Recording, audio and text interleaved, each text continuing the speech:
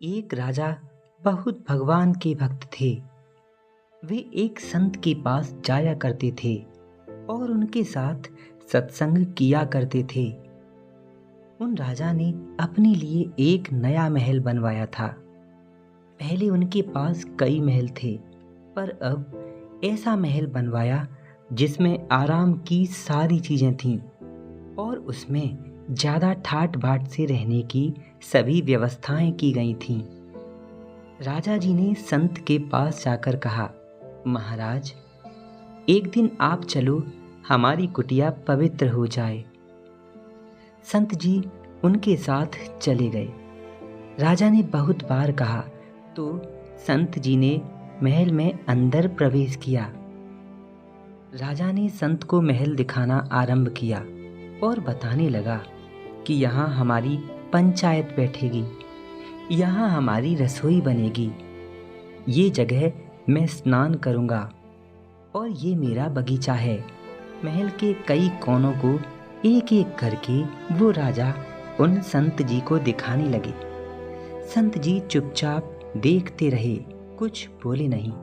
अगर वाह वाह करते तो उनको दोष लगता, कारण कि मकान बनाने में बड़ी हिंसा होती है।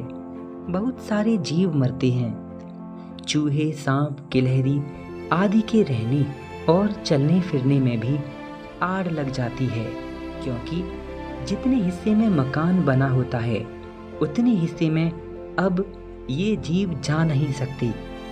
कहीं भी ऐसे पशु पक्षी स्वतंत्रता से घूम नहीं सकते। पहले उतने हिस्सों में सब जीवों का अधिकार था, परंतु अब केवल मकान बनाने वाले का ही है।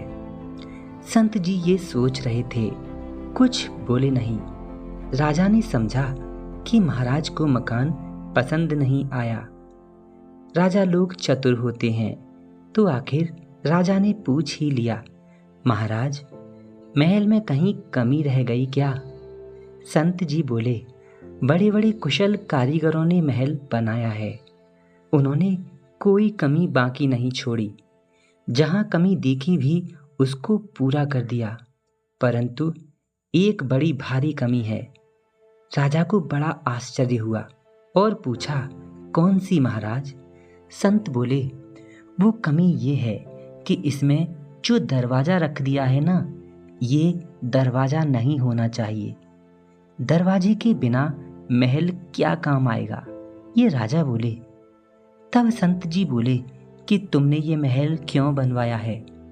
राजा ने कहा, महाराज, मैंने अपने रहने के लिए ये बनवाया है। संत बोले, राजन, तुमने जो रहने के लिए ये बनवाया है, पर एक दिन लोग तुम्हें उठाकर बाहर ले जाएंगे और शमशान में ले जाकर फूंक देंगे। इससे ज़्यादा कमी और क्या होगी? क्योंकि महल तो तुमने रहने के लिए बनवाया है, परंतु लोग यहाँ रहने देंगे नहीं। इसीलिए अगर रहना ही चाहते हो तो ये दरवाज़ा नहीं होना चाहिए, बाहर निकलने की जगह ही नहीं होनी चाहिए। राजा सोच रही थी और विचार में पड़ गई। फिर संत जी ने बताया कि तुम जिसको अपना वास्तविक घर समझ रहे हो, वो तुम्हारा वास्तविक घर नहीं। अगर वास्तविक ही होता तो मृत्यु के बाद लोग मरे हुए को घर से बाहर क्यों ले जाते हैं? जिसने ये घर बनवाया उसको ही बाहर शमशान में ले जाकर फूंक देते हैं और उस बने घर में उनके बच्चे और अन्य लोग रहते हैं। तो फिर बताओ, ये महल तो उसका हुआ ही नहीं। राजन, तुम्हारा वास्तविक घर तो भगवान का परम धाम है, जहाँ जाकर फिर से वापस लौटना ही नहीं पड़ता।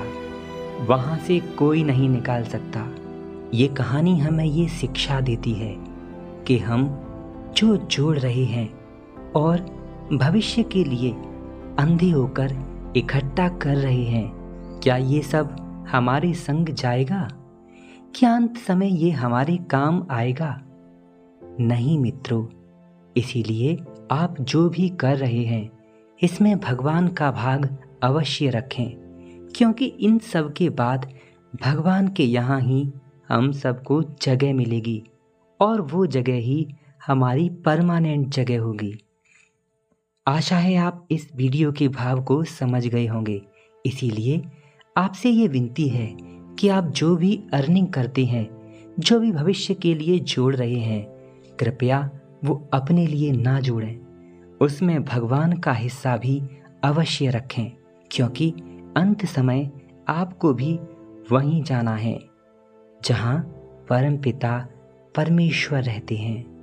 जय श्री राधे।